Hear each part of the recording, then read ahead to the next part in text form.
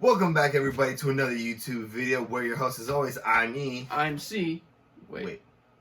That makes no Hold on. sense. Let's rewind a second. Here, hold on. Let's go back. I'm E. I'm C. And we're we're EC EC Nerdy Nerdy Talks. As you can tell from the title of this video, we will be breaking down the third episode of The Bad Batch. So stay tuned, because we got a lot to talk about.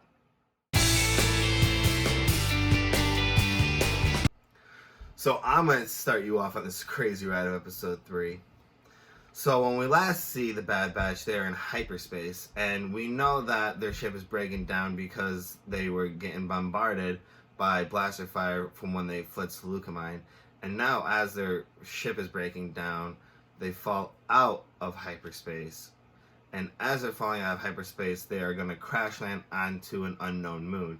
And as they're crashing down on an unknown moon, they strap themselves in. And as they strap themselves in, Wrecker bumps his head, and he gets hit in the head where the inhibitor chip is. And what we come to speculate is that where the inhibitor chip is and where he got bumped is going to activate the inhibitor chip, and he's going to be susceptible to Order 66 and any other order given by the Empire. So, in the scene after the crash landing of the Bad Batch, we get to Camino, where tests are being run on Crosshair. And so the tests come back favorably. Tarkin overlooks it, as well as Nala Se. Then after which, a gentleman by the name of Rampart comes in, and he is the one who is starting to set the foundation for the Empire. He's the one who put in a lot of the chain codes that we saw in the last episode. So he's the inspiration behind those chain codes. And so we already get to we start to see that Rampart is going to be the new governor of Camino. Tarkin is going to kind of go off, and we assume kind of handle the mantle of the Death Star, but we'll get to that later. So anyway, they're introduced to a whole new squadron who is going to be led by Crosshair. And during this conversation, we learn that the Empire is now already very, very quickly leaning more toward human soldiers being trained by clones. So they're using humans as loyal soldiers being trained by clones. So now Crosshair is taking the mantle as leader and commander of this new squad. And we find out that they'll be given an assignment. And then we cut back to the Bad Batch, where we see Tech and Echo messing with the capacitor, trying to get it fixed. And then while all that's going on, Echo gets startled by something in the darkness. Now, we don't know what it is. And then we go back, everything's fine. Tech and Echo fixed it. And then a creature startles Omega, which we know that is an Ordo Moondragon, which feeds on raw energy and was attracted to the capacitor, and which ends up stealing it.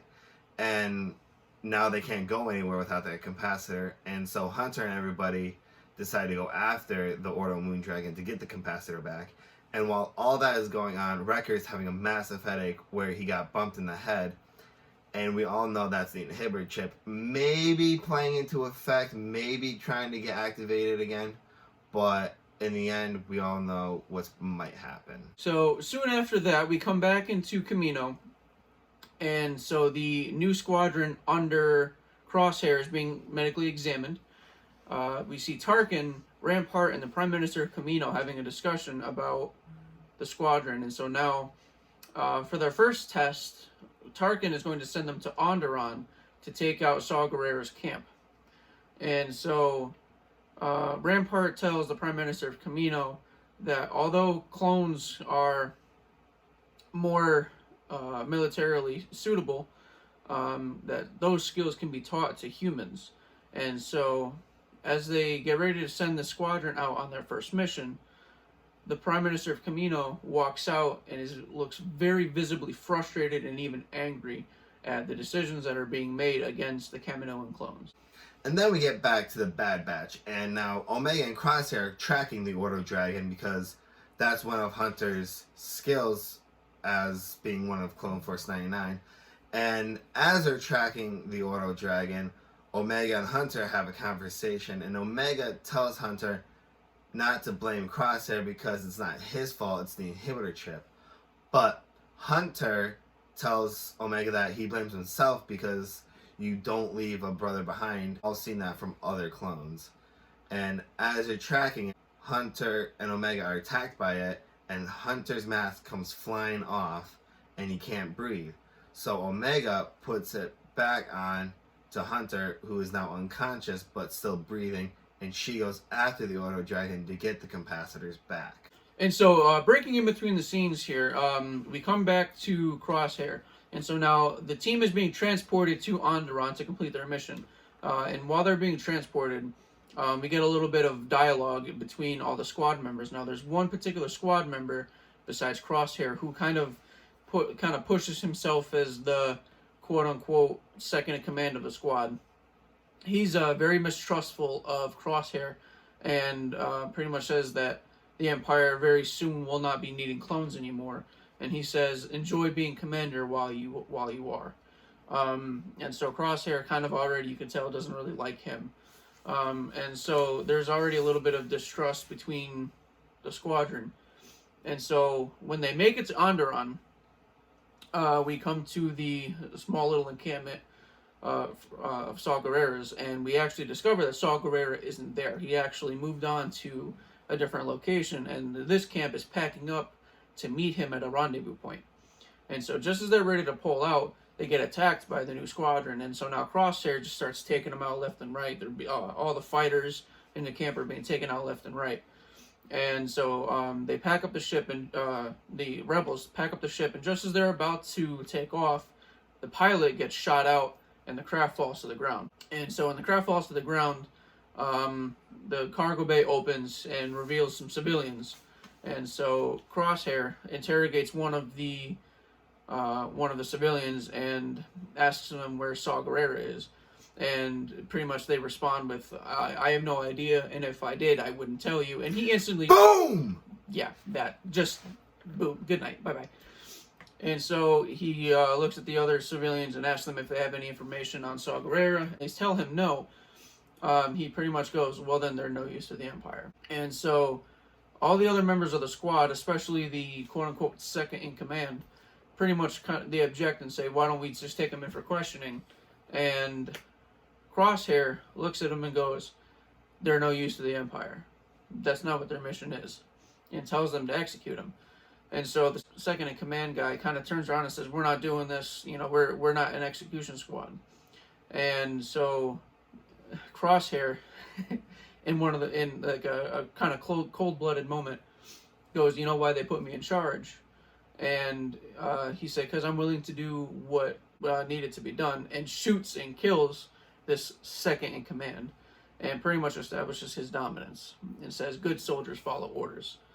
And so in one of the darkest scenes in animated Star Wars, he orders the rest of the squad members to wipe out and annihilate all the civilians in this camp. And they kill them all. Flamethrowers, blasters, everything. It's dark. Very, very dark. And after that savage moment by Crosshair, we get back to the Bad Batch, and now we get to see Omega going down into the home of the Auto Dragon to find the capacitor. And when she gets to its home, there's all these parts down there, basically probably from raw energy or high capacity energy. And she finds the capacitor, but she also finds the Auto Dragon. And the Auto Dragon wakes up and is basically attracted to the flashlight because of the energy, and it's probably the only thing that's in its home that has energy. And so Omega distracts it with the flashlight, throws it on the other end so the Auto Dragon could feed off its raw energy. And as that's happening, Hunter wakes up and is like, where's Omega? And they're communicating because it's hollow down there, probably like tunnels and stuff. And Omega comes up with the capacitor, and Hunter's was kind of nervous to get hurt, but in the end, he does care about her like a daughter or a niece, basically.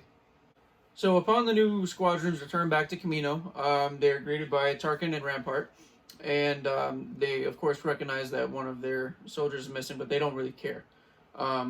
They completed the mission. They wiped out Gerrera's camp, and they just continue on back to their bunks. Tarkin and Rampart then have a small little discussion where Tarkin says, this new project has a lot of promise, and he gives Rampart full control over Kamino, and Tarkin pretty much departs Kamino, kind of like how we talked about earlier on in the video.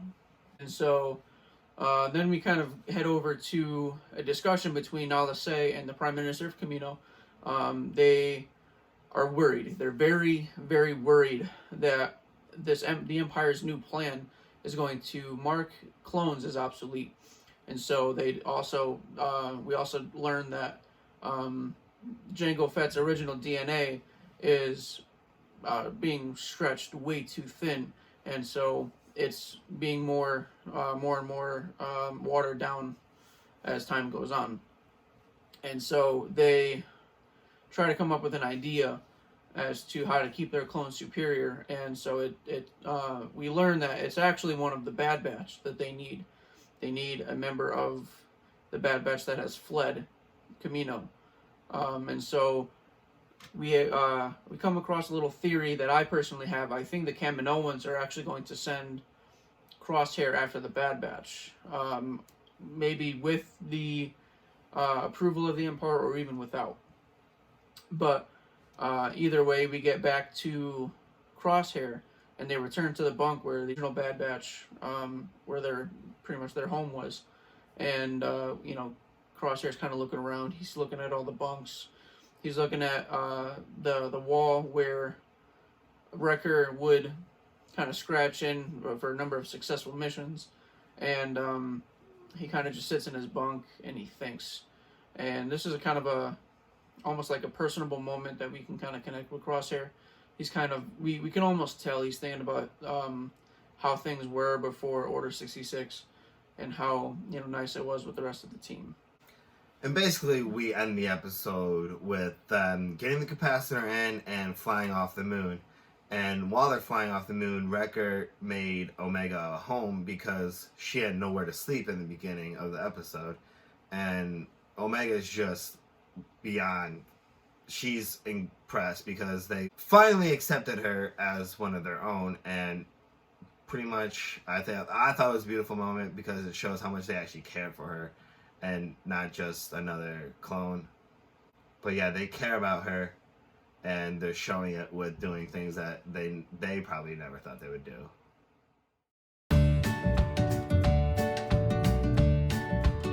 So that was our breakdown of episode 3. We hope you guys enjoyed it, and we hope we did a pretty better job than we did for the first video, because we're still learning. We're still learning. We're still tweaking ourselves here, yes. But we did pretty damn good. Yeah, huh? we did. But for predictions, I think that Crosshair is going to go after Bad Batch in the next couple of episodes. I think that probably in the next, I want to say in the next episode or the next episode after that, we'll either see Fennec and or Rex in the next 1 or 2 episodes. That's my prediction. I'm not going to go too deep into the next one. But that's what I'm thinking.